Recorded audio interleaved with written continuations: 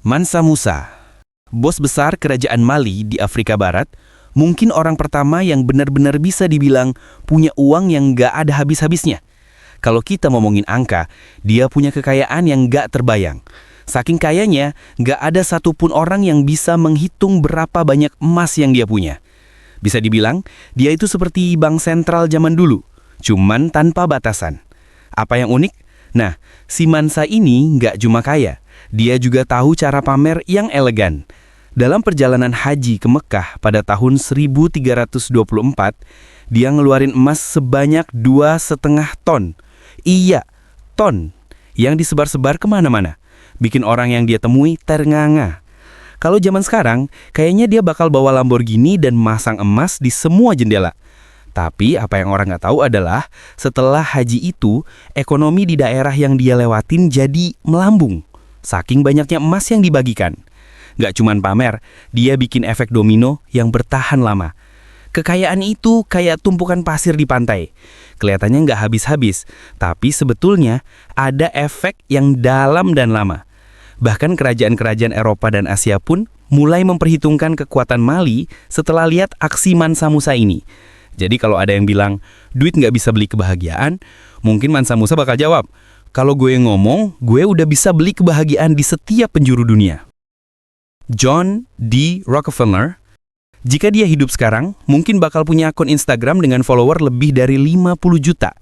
Tapi bukan cuma karena kaya, melainkan karena dia benar-benar menguasai bisnis minyak seperti orang nguasain game Monopoly.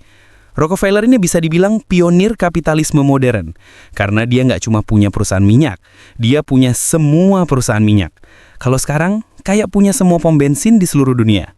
Yang unik, nah, Rockefeller ini terkenal dengan sifatnya yang terbilang irit. Ya, dia pelit. Salah satu kebiasaan yang paling terkenal adalah dia punya kebiasaan menabung gila-gilaan. Saking iritnya, dia pernah dengar ada orang kaya yang beli mobil. Dia langsung ngomong, jadi mobil itu buat apa? Kamu bisa pergi ke kantor dengan kereta atau jalan kaki. Jadi, bayangin kalau dia hidup sekarang, mungkin dia bakal nge-tweet, apa bedanya mobil dan sepeda? Cuma beda bahan bakar aja. Namun meskipun terkesan pelit, Rockefeller juga seorang dermawan.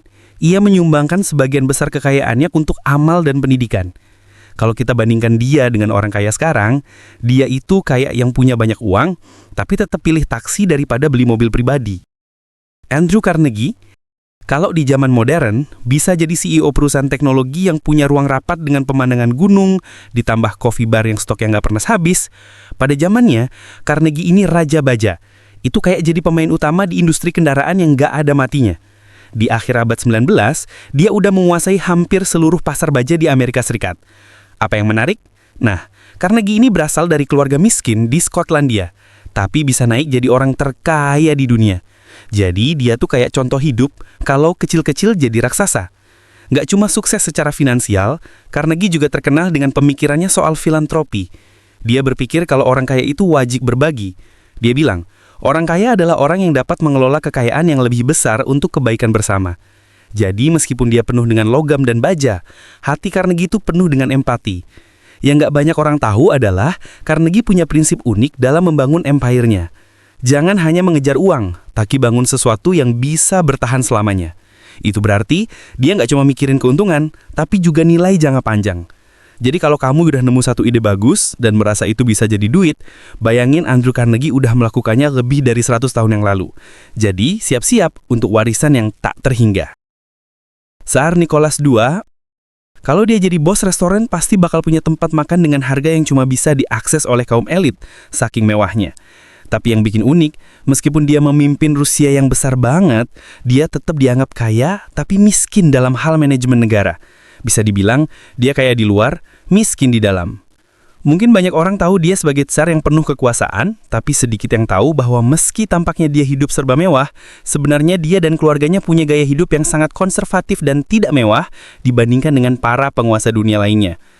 Tsar Nicholas II, meskipun kaya raya, harus berhadapan dengan revolusi Bolshevik yang pada akhirnya menurunkan tahta dan mengakhiri kerajaan Rusia. Bahkan sebelum ia digulingkan, banyak kalangan yang menilai kekayaannya itu lebih seperti pasir di tangan yang sudah mulai tergeser. Pengaruh Tsar ini lebih besar dalam sejarah politik Rusia daripada dalam dunia kekayaan pribadi. Kalau dibandingkan, ini kayak punya kekayaan yang bisa bikin kepala pusing, tapi nggak bisa mengendalikan arus sungai yang terus mengalir. Genghis Khan, raja dari Mongol yang nggak cuma membangun kerajaan, tapi juga membangun citra kesuksesan lewat kekuatan yang brutal.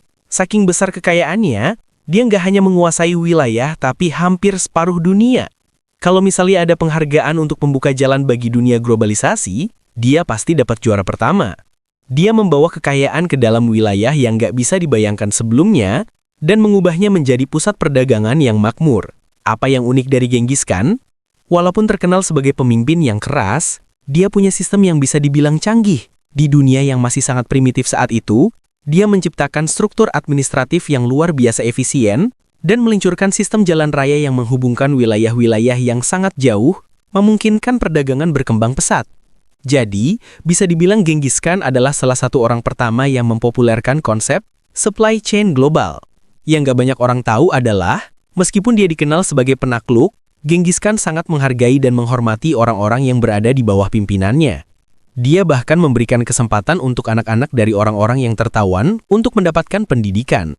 Kekayaannya nggak cuma berupa emas dan tanah, tapi juga berupa pengaruh budaya yang tersebar ke seluruh penjuru dunia. Genghis Khan adalah kekayaan dalam bentuk pengaruh dan kekuatan. King Solomon. King Solomon, raja yang dikenal karena kebijaksanaannya yang luar biasa, bisa dibilang adalah penguasa yang tidak hanya kaya dalam hal materi, tapi juga dalam pengetahuan dan pengaruh. Jika dia hidup sekarang, dia mungkin akan memimpin sebuah konsultan bisnis besar yang memberikan nasihat mengenai bagaimana membangun kerajaan keuangan yang kokoh dan memimpin dengan bijak. Apa yang unik dari King Solomon? Salah satu hal yang paling mencolok dari King Solomon adalah bagaimana dia bisa mengelola dan mengakumulasi kekayaan dari berbagai kerajaan yang mengirimkan harta benda kepada dia. Bahkan dalam kisah-kisahnya, dikatakan bahwa Solomon punya tamban emas yang gak ada habis-habisnya. Pendapatannya berasal dari perdagangan rempah-rempah, perak, emas, bahkan hewan langka. Bayangkan, Solomon itu seperti punya marketplace internasional yang selalu terisi dengan barang-barang mewah dari seluruh penjuru dunia. Namun, yang jarang diketahui adalah kebijaksanaan Solomon dalam mengelola kerajaan dan kekayaan. Misalnya, ketika dua wanita mengklaim bahwa seorang bayi adalah anak mereka, Solomon memutuskan untuk memotong bayi tersebut, bukan dalam arti harfiah, tapi sebagai tes untuk mengetahui siapa yang benar-benar ibu bayi tersebut. Keputusan bijaksana seperti ini yang membuat dia terkenal, bahkan hingga ribuan tahun setelahnya. Jadi, selain kaya, Solomon juga punya kekayaan pengetahuan yang patut dihargai. Quetzalcoatl, Raja Aztec. Quetzalcoatl, atau ular berbulu dalam budaya Aztec, bukan hanya sekedar raja biasa. Dia itu simbol dari kekayaan spiritual dan material. Sebagai salah satu dewa yang paling dihormati dalam mitologi Aztec, dia tidak hanya dikenal karena kekuasaan dan kekayaannya, tapi juga karena pengaruh besar yang dia punya di dunia agama dan budaya masyarakat Aztec. Apa yang unik dari Quetzalcoatl? Selain kekayaan fisik dalam bentuk barang-barang berharga, ia juga menyebarkan pengetahuan dan kebijaksanaan. Quetzalcoatl mengajarkan rakyat Aztec tentang pertanian, astronomi, dan perdagangan. Jadi, kekayaannya bukan cuma berupa emas, tapi juga berupa ilmu pengetahuan yang mengubah kehidupan mereka. Jika dia hidup sekarang, dia mungkin akan menjadi seorang influencer spiritual dengan pengikutnya yang luar biasa banyaknya. Yang jarang diketahui adalah bahwa Quetzalcoatl, meskipun dikenal sebagai dewa, sering digambarkan dalam cerita-cerita sebagai seorang yang bersahaja dan rendah hati, bahkan sering menghindari hidup penuh kemewahan. Ini adalah kontradiksi yang menarik, karena dia mengajarkan orang untuk tidak hanya mengejar kekayaan material, tapi juga mengutamakan keseimbangan dan kedamaian batin. Di balik kemegahannya, ada pesan tentang kesejahteraan holistik yang jarang dibahas. Carlos Slim. Carlos Slim, pengusaha asal Meksiko yang terkenal dengan kekayaannya yang menguasai hampir semua sektor bisnis, bisa dibilang adalah seorang master dalam mengelola empire bisnis dengan cara yang sangat low-key. Dikenal sebagai salah satu orang terkaya di dunia pada beberapa tahun terakhir, Slim membangun kekayaannya melalui penguasaan perusahaan telekomunikasi seperti Telmex dan America Mobile. Apa yang unik dari Carlos Slim? Dia punya filosofi bisnis yang agak berbeda. Slim dikenal sangat efisien dalam mengelola biaya dan selalu berpikir jangka panjang. Salah satu kunci suksesnya adalah kemampuannya untuk berinvestasi di sektor yang tidak banyak orang perhatikan. Misalnya dia membeli saham-saham perusahaan di waktu yang tepat, dan kemudian menunggu saat yang pas untuk mengembangkannya. Jadi bisa dibilang, dia lebih seperti seorang maestro yang bisa memainkan orkestra bisnis dengan sangat halus. Namun, yang nggak banyak orang tahu adalah, meskipun dia dikenal sangat kaya, Slim memiliki gaya hidup yang cukup sederhana.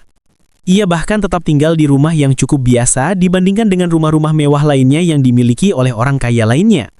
Jadi, kekayaannya itu bukan cuma soal materi tapi juga soal pengendalian diri dan kecerdasan dalam memilih strategi investasi yang tepat.